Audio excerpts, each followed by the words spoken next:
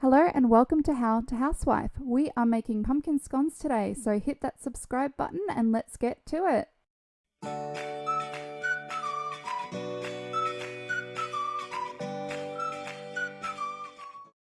So we are starting with 1 tablespoon of butter and 1 cup of sugar.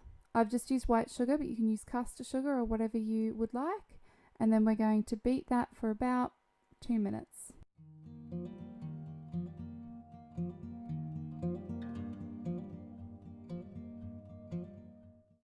We're going to add in an egg and then we're going to beat that until it's a consistency of pancake batter.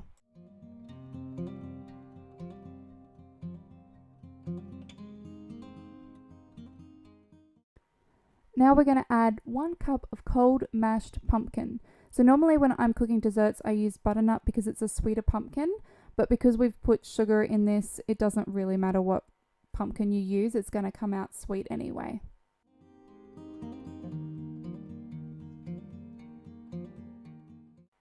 So we want to mix that until that is beautiful and smooth and we don't have any more pumpkin lumps in there. And then we're going to add in the self-raising flour.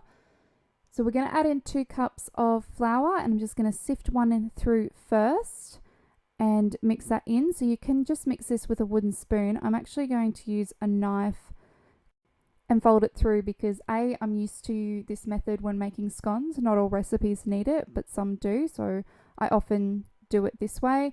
The other reason is my toddler took my wooden spoon out of my drawer the other week. It's been a few weeks. And decided he wanted to go and play with it, and I have not seen it since. So I don't have a wooden spoon in my kitchen at the moment.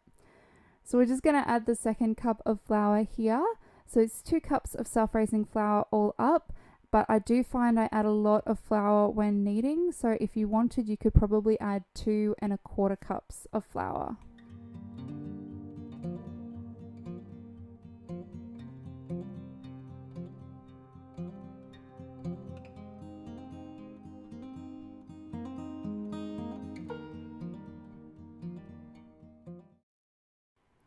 Okay, so we're going to turn the dough out onto a clean floured surface and get kneading. We don't want to overwork it, we just want to get to that nice consistency where it's not sticky any longer, and the dough itself is actually really beautiful and soft. I don't think I've had a dough this soft since I made the beer bread recipe.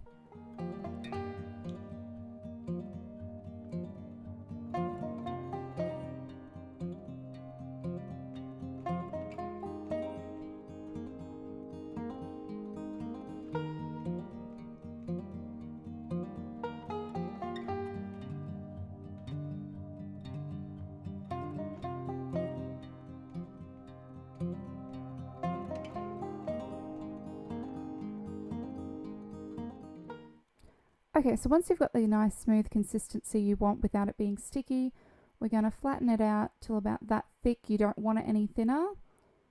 And I'm going to use my circle cookie cutter to cut out some circles.